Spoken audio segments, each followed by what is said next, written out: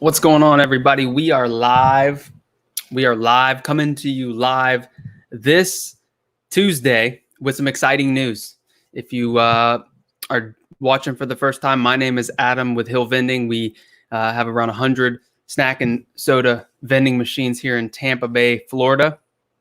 And I post YouTube content to help you start or grow your vending business. But tonight's live stream, coming to you on May 12th with some exciting news from here in Florida, that we are finally starting to reopen. There is some light at the end of the tunnel here for us in Florida, and that's exciting. That's exciting news because we have been cooped up. We've heard some negative news out of California today. They're going to lock down for 3 more months, apparently, in Los Angeles County. Not exciting news, but I'm coming to you today with some very, very positive news and revelations from Florida. And I'm going to go over 3 ways that we at Hill Vending are preparing our business to reopen. So appreciate you guys being here tonight. If you have any questions, like always, drop them in the comments. If you're watching the replay, go ahead and comment and let us know what your thoughts are.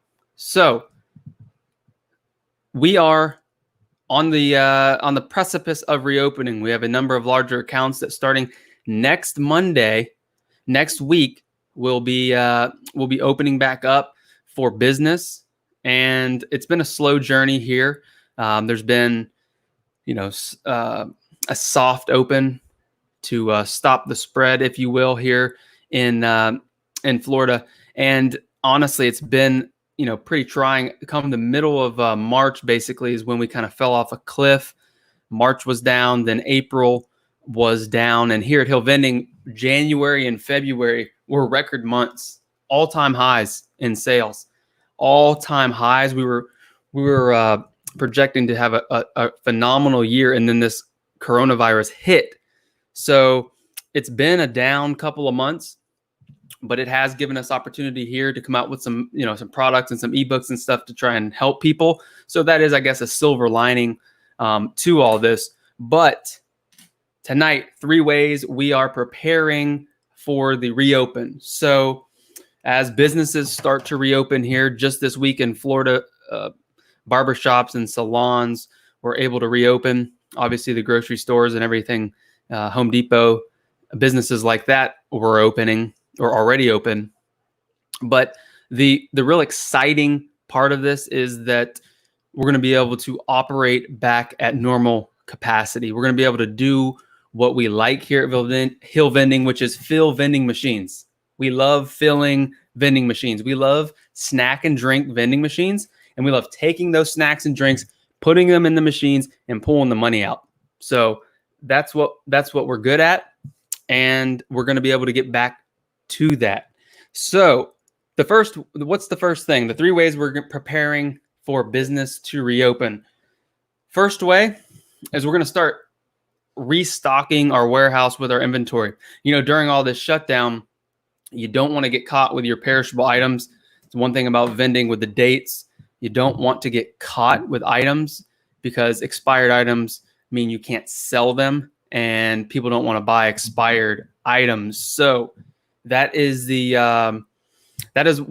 was our initial slowdown, was stop ordering, reduce inventory, and sell out all of our inventory so that we can monetize, turn that inventory into cash to stabilize a little bit. So now our inventory has been depleted.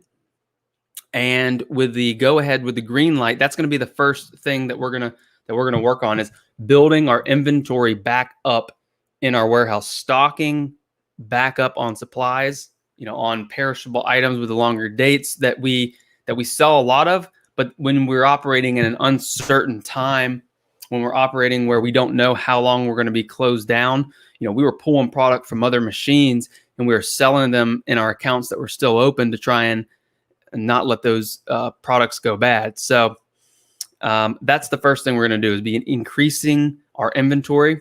And on that note, we have really seen, Sam's Club is where we get 90% of our product. We've really seen them step up and not limit us anymore. Before, when all this was going on, water was an issue. Couldn't get water.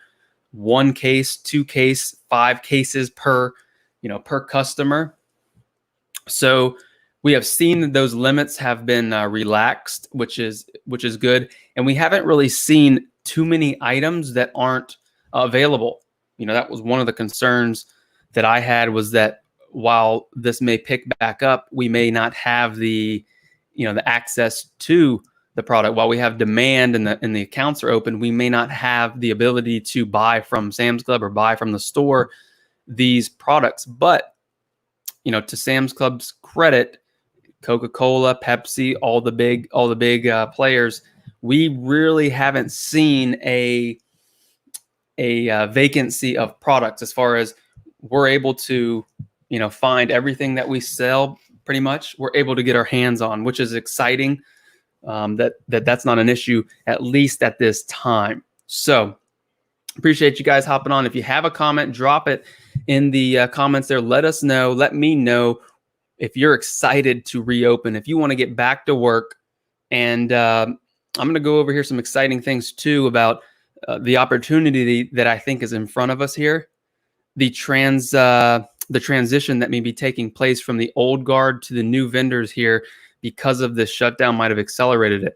But 3 ways we are preparing for business to reopen. Number 1, we're restocking our inventory at our warehouse, pallets everywhere, 20, 30 pallets of inventory.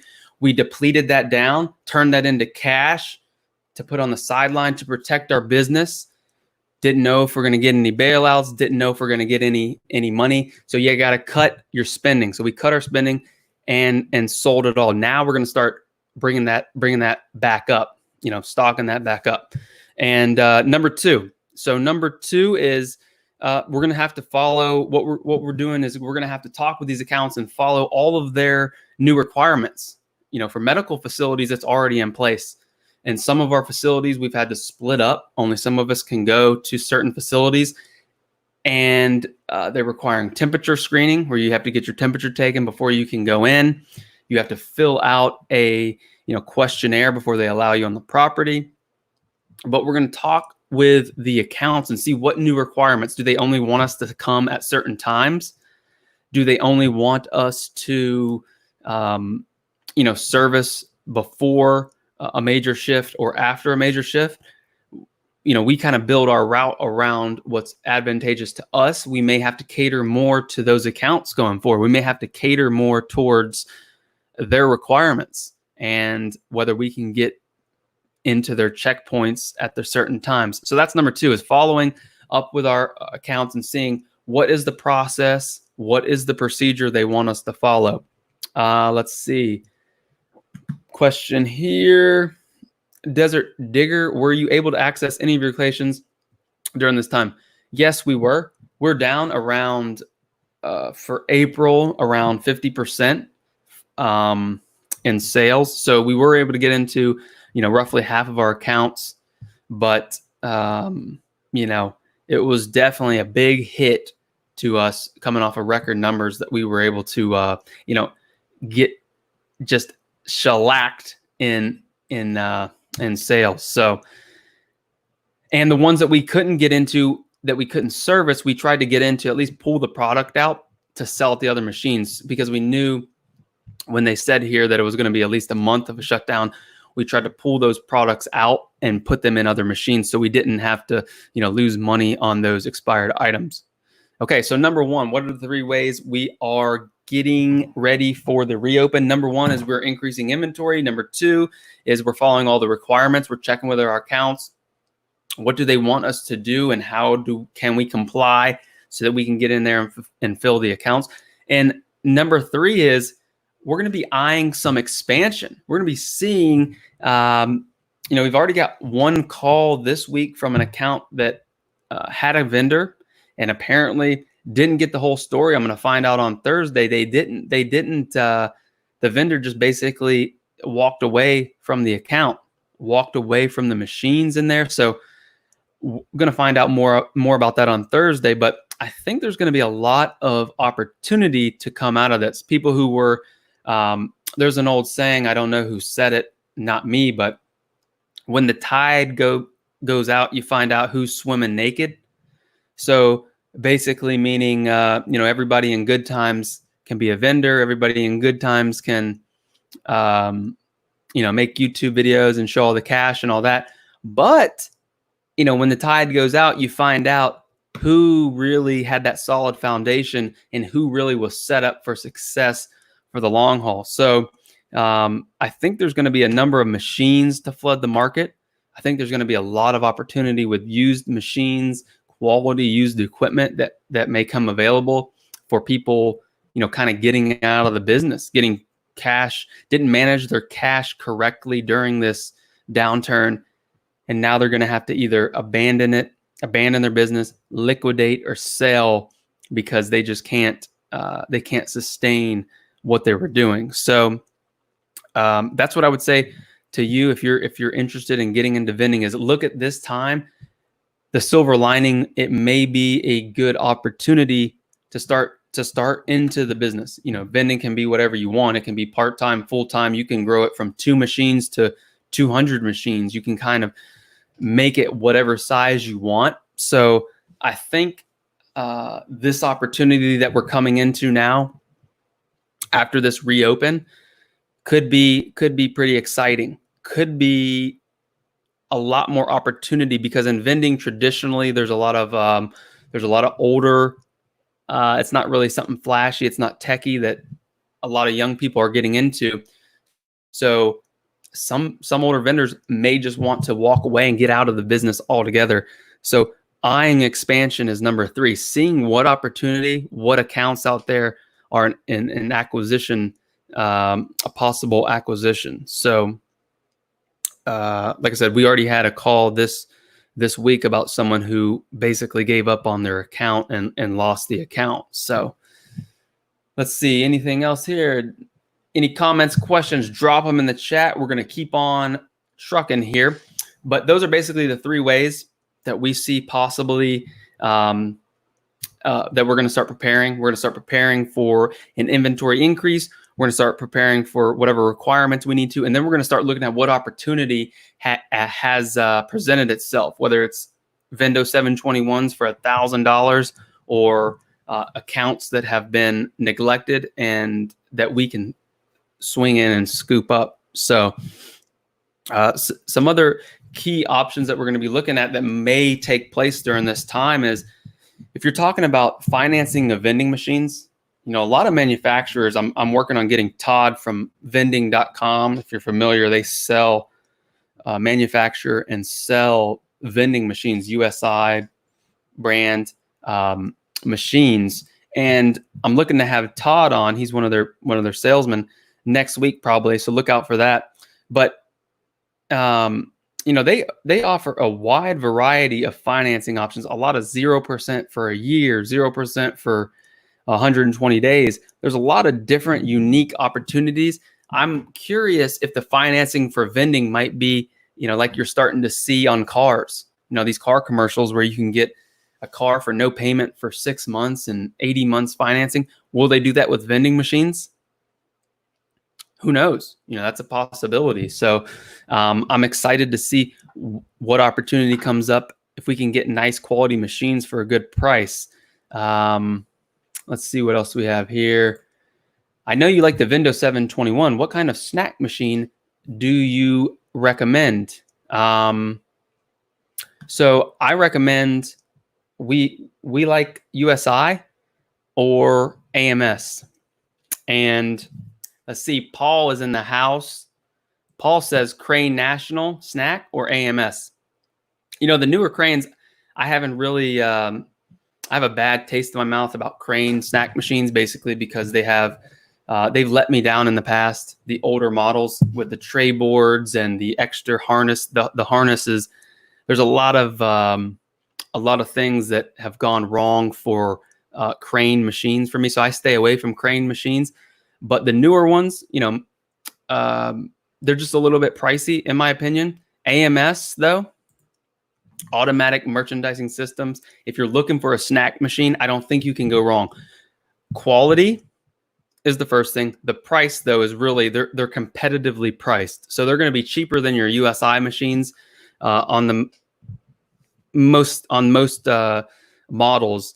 But AMS, the coils, changing coils, programming, the setup on AMS machines are really, really nice, easy, simple, and straightforward. So if I were just starting out, I would check out AMS. I would check out the AMS brand snack machine. Good question, though.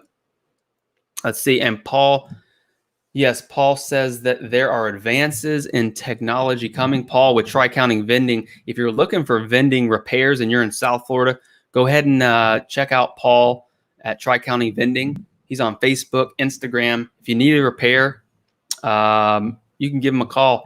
He knows his stuff. So that's important, when you're especially when you're getting into the business, to have somebody to help you along to fix or repair your machines. So let's see. And another thing that Paul brought up on an interview a couple of weeks ago was we've already experienced this actually. And Paul, if you're still in here, at our account that's opening, one of our accounts that's opening next week, the person in charge there had to stop someone from spraying the keypad trying to clean it off. And I don't even think it was the cleaning person, the person who cleans the building. It was someone who was concerned.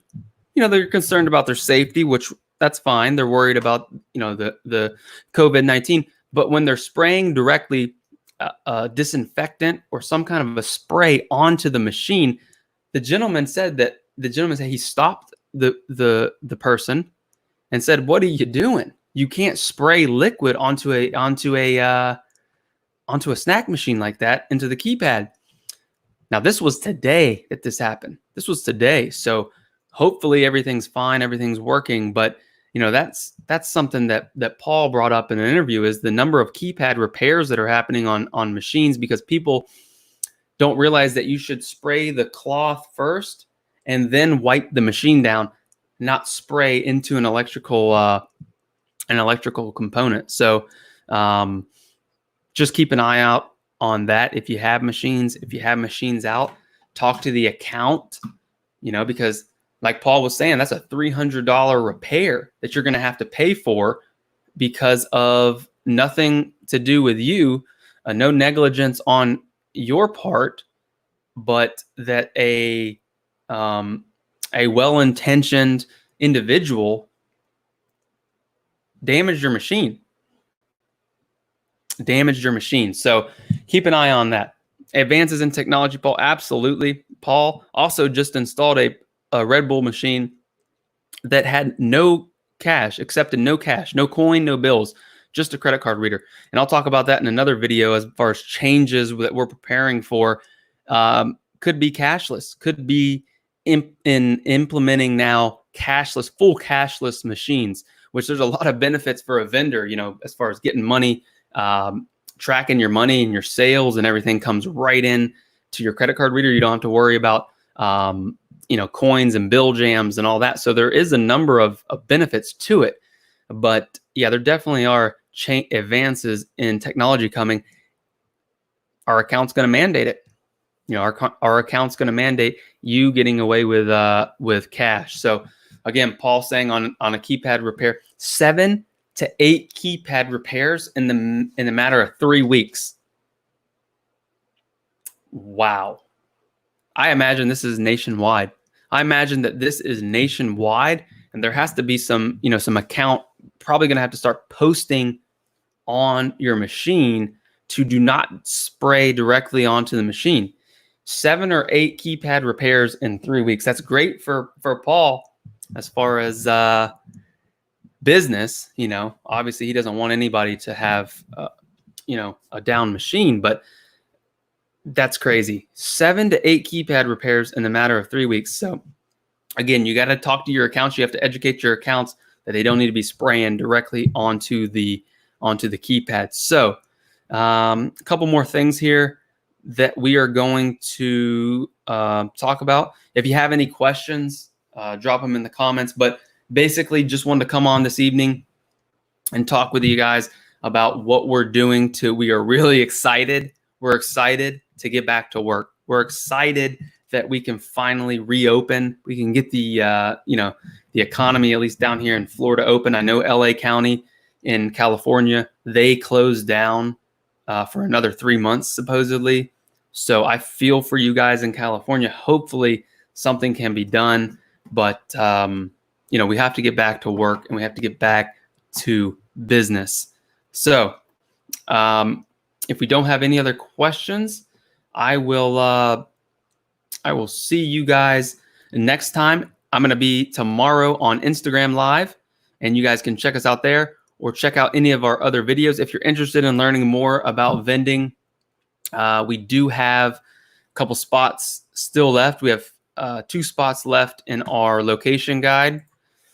In our location guide, $497 comes with coaching. $497. Go to hillvending.com. Check that out. hillvending.com if you're interested. Check out the ebook.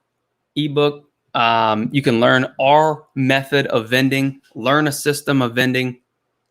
And if you want to work more one-on-one, we're offering a location guide that goes over the nuts and bolts of how to be successful in vending. This guide is very thorough on the 2 strategies of how you can get started in the vending business, and comes with personal coaching from me.